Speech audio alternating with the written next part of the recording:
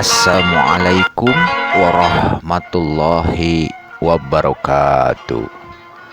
Alhamdulillah mitra dangu tepang deui sareng simkuring Kang Mulyana dina acara ngadongeng Sunda.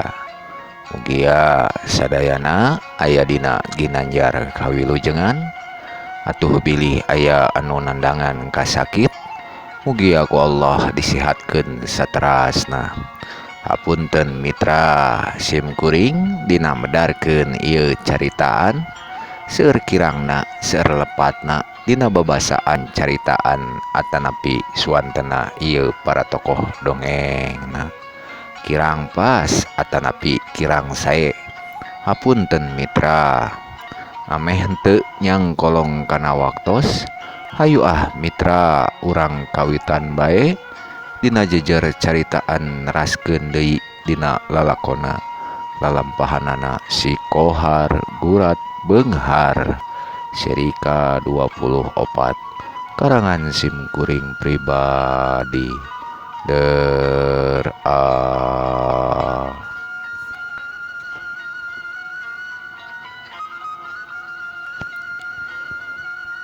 Urang uihan heula sakedik dongeng teh parantos dugi ka sanggeus tarik napas atuh sok si kono teh ngomong deui.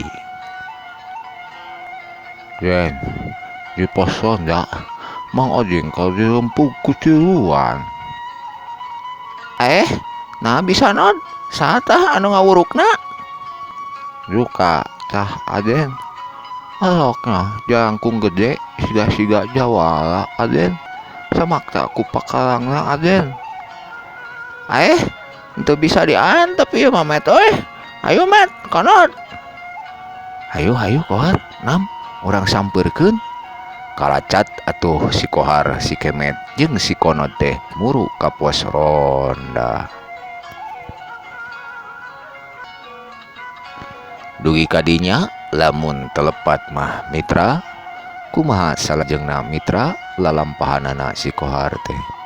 Hayu mitra urang lajengkeun deui, tapi sateu acana diteraskeun sumangga atuh anu teu acan subrek channelna RD Mulyana Dongeng, diklik heula gambar loncengna, di share, like, and comment supados sumanget teras nyayogikeun dongeng-dongeng anu sanesna.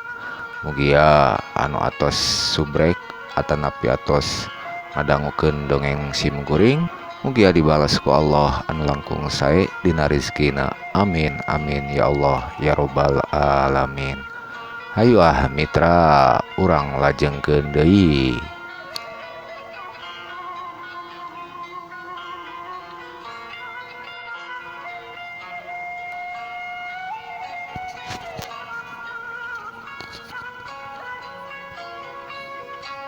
Teu kacaturkeun di jalana atuh si Kohar, si Kemet jeung si Konot geus nepi wae ka pos ronda.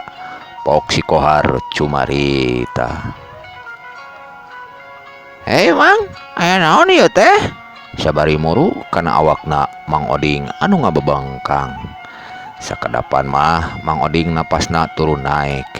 Da eta we beungeutna Mang Oding sakitu rugsakna dihuruk ku tiluan.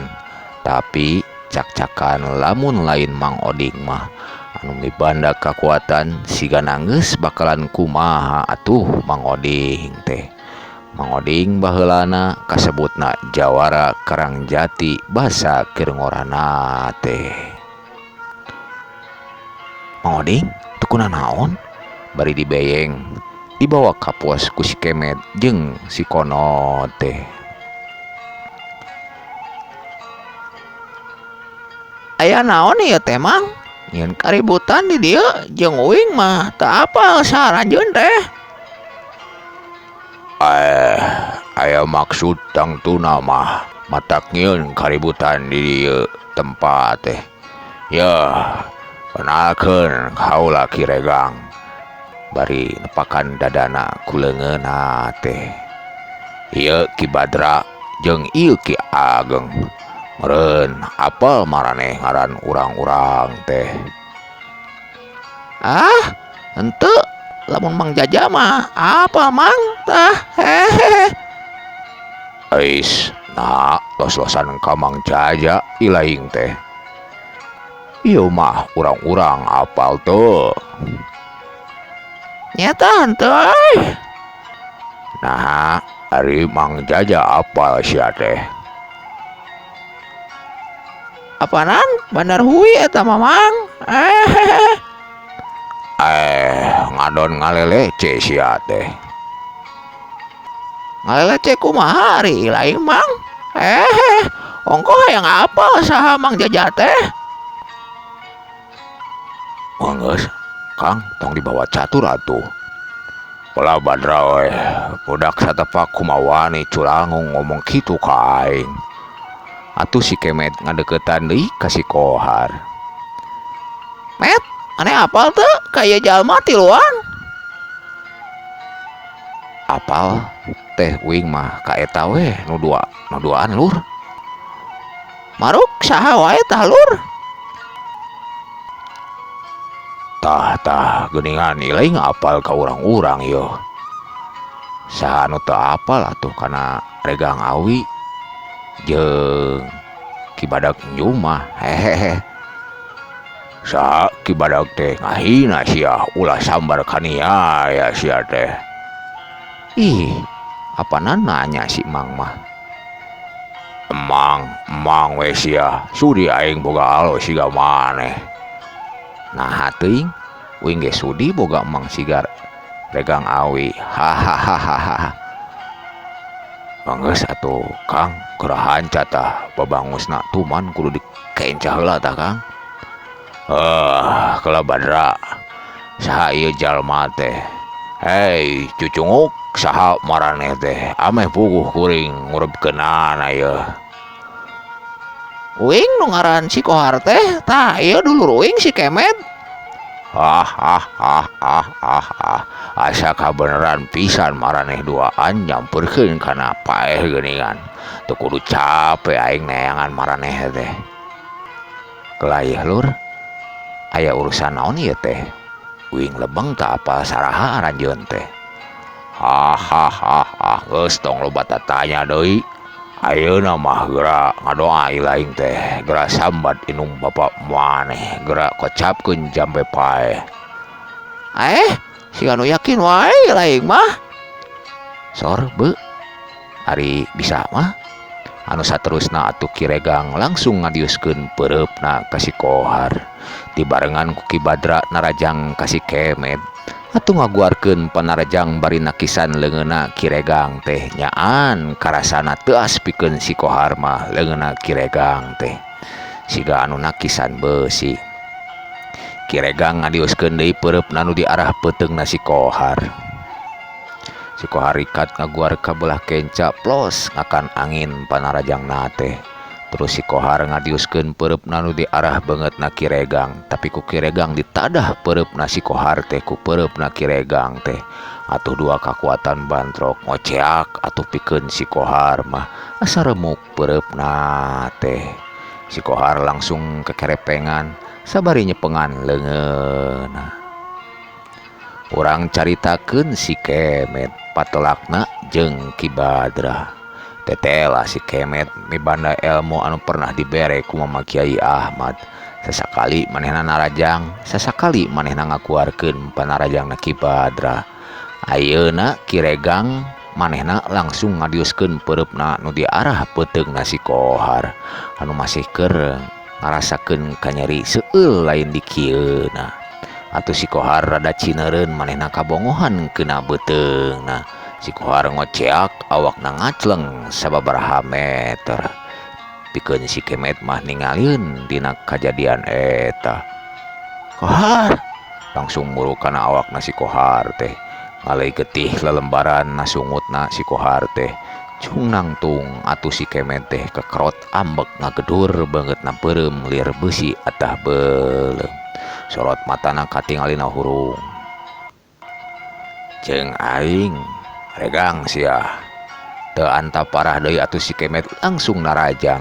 Manehna langsung ngawatek ilmu lindih jagat tapi pikeun Kiregang mah surti manehna ngawatek ilmu lempeuh bumi atuh dua kekuatan bantrok anu akhirna mah si Kemet ngacengkang ka tukang sabari gugulitikan tapi pikeun Kiregang mah sukuna mundur sababaraha langkah pikeun si Konod mah bengong matana simeteun anu saterusna si Konod langsung lumpat ninggalkeun anu tarung. Hei cucunguk kamana sia? Tapi si Konod lumpat gancang tenolih deui ka tukang manehna rek laporan ka Pak RT. Badra kun bae tong diudag ya najan urang salembur anu turun ge teu burung di layanan kurang-urang ya hahaha. Saterusna Kiregang ngadeukeutan awakna si Kohar anu katingalna siga anu teu empes-empes deui terus manehna nyakak bangun ku bunga.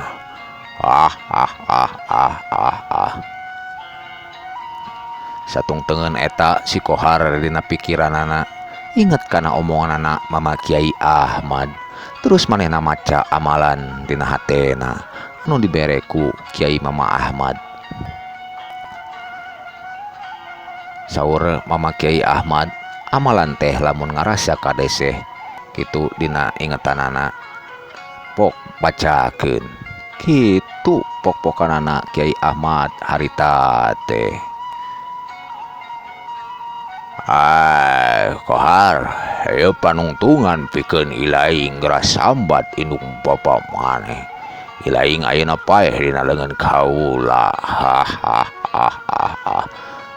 Juragan Suminta laksana kahayang anjeun teh pikeun si Kemet anu haragungan ngadengin kocapna Kiregang teh dina hatena si Kemet nyaan Suminta rasa-rasan jalma teh kalau sorangang wani kitu awas ya minta sok atuh Kiregang ngalugas bedog terus bedog teh dicekelan kedua leungeunna motor sia Kohar tetela dina sabudeureun eta aya keanehan sora angin matak lilimbungan katambah sora guludug matak norekan ceuli atuh lain ngaranjugna pikeun Kiregang mah da eta we pas arek nancepkeun bedog kana dadana si Kohar awak si Kohar ngaleungit. Kamana si Kohar? Kang, nah ngaleungit kamana si Kohar? Nyeta Badra, kamana akang ge teu ngarti ieu teh. Kaula aya di dieu. Atuh barang direret ka tukang lain di ngaranjugna si Kohar nangtung ngabadega ditukangeun Ki Badra bari melak cangkeng papakeanana make kampret bodas iket bodas katinggalna matag serang.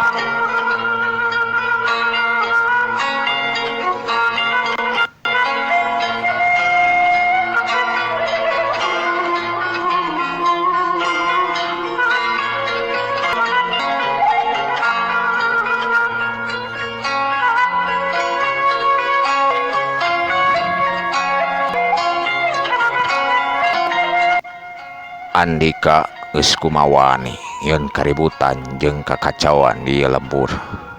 Saha ilaing teh. Bengong atuh pikeun Kiregang mah. Nah si Kohar papakeana rubah kitu dina pikiranna teh.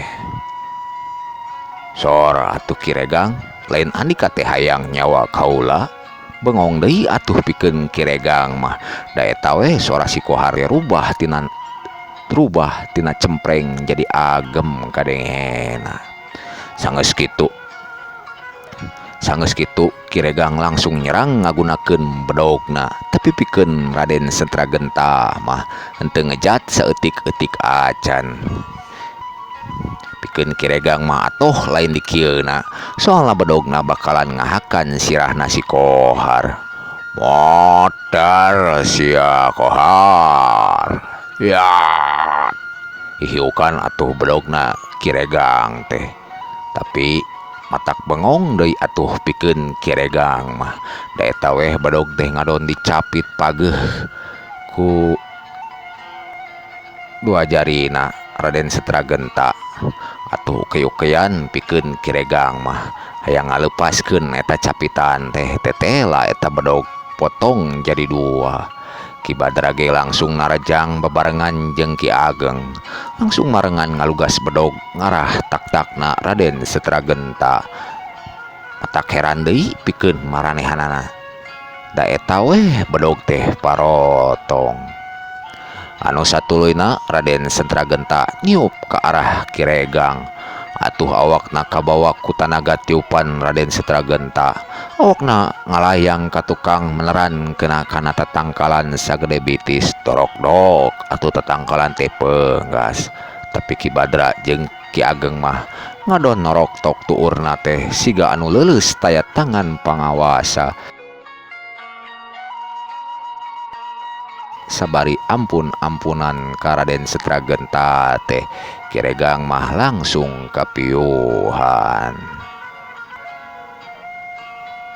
Anu saterusna Raden Setragenta langsung muru ka si Kemet. Tetela si Kemet beunang ku tatu parah. Raden Setragenta langsung nyangga awakna si Kemet bari ngubaran awakna si Kemet diusap ku leungeunna. Atuh si Kemet awakna belegar deui bray atuh si Kemet mukakeun panonna. Lur, ilaing teu kunaon? Sabari nyekelan leungeunna Raden Setragenta anu geus rubah deui wujudna. Uing mah teu kunaon met euy. Hehe.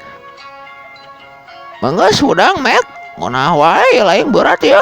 Jung nangtung atuh. Kemet ya. Beneran mana teh teu kunaon kohar euy. Met euy. Uing mah teu kunaon tuh awak uing sabari dicagapan ku sorangang si kohar teh. Garo-garo teu ateul atuh si Kemet teh da eta weh katingali ku panon sorangang yen si kohar teh ngalaman baloboran ku getih sungutna teh tapi ayeuna katingalina teu cecel boncel acan. Ti kajauhan Pak RT Palebe si Konod si Duyeh jeung anu sejena muru ka si kohar. Aden jeung kohar teu kunaon ya. Henteu kunaon Pak RT. Pak RT tulungan heula tuh Mang Oding. Ret atuh Pak RT teh yang hareup ka Mang Oding.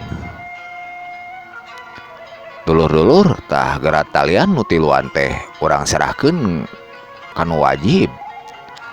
Nyata tapi ubaran. Najan marana jahat ka urang-urang oge. Sumohon siap Aden. Cicing sia bari tekean sirahna.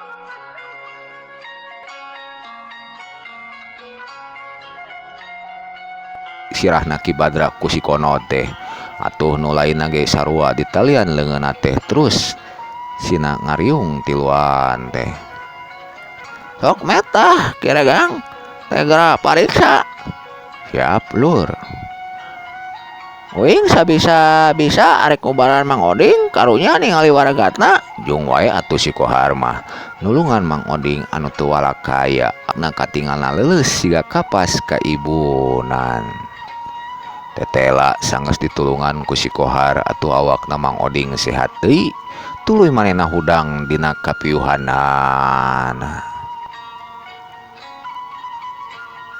Den teu kunaon. Mang Oding lamun arek oge uing lu nanya Mang Oding teu kunaon. Alhamdulillah Mang mah Aden teu kunaon. Syukur Mang teu kunaon mah.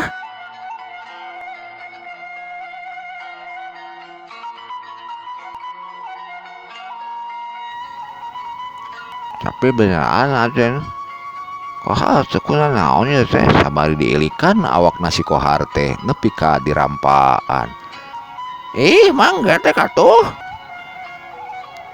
Heran Mang mah tadi Aden teh kasingan teh teu walakaya siga anu geus maot Aden teh. Tuh Mang Oding kuring mah teu kunaon. bari metakeun ku leungeunna si Kohar teh. Si Kemet geus mulai mariksa. Yeuh Kiregang, uing tadi ngadenge ilaing ngalakukeun kieu teh titahanana Suminta lainnya. Cicing atuh Kiregang teh bibirna balem teu ngomong saucap-ucap acan.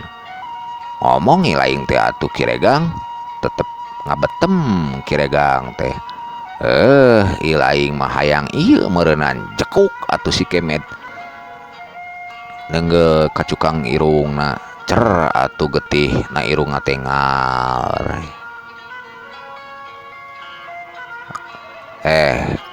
Dagang awi arek ngomong sia moal bisi dikalek aing sia. Met keun bae teu ngaku oge geus ayeuna mah urang serahkeun ka desa. Bikeun we kanu wajib. Kumaha Pak RT?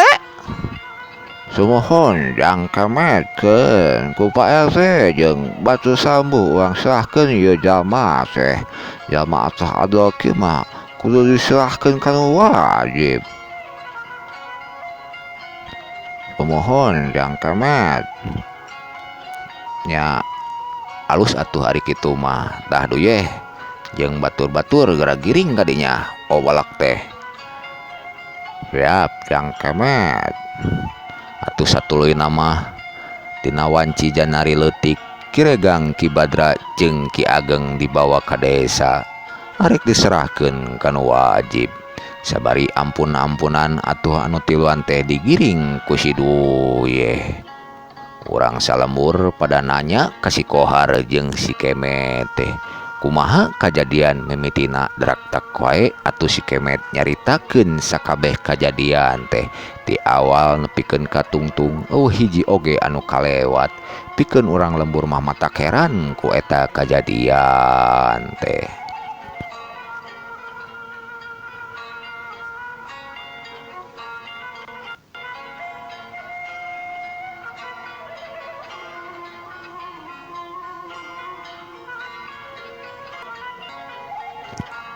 Dulur-dulur, wayahna ayeuna nuluykeun deui ngajaga lembur teh.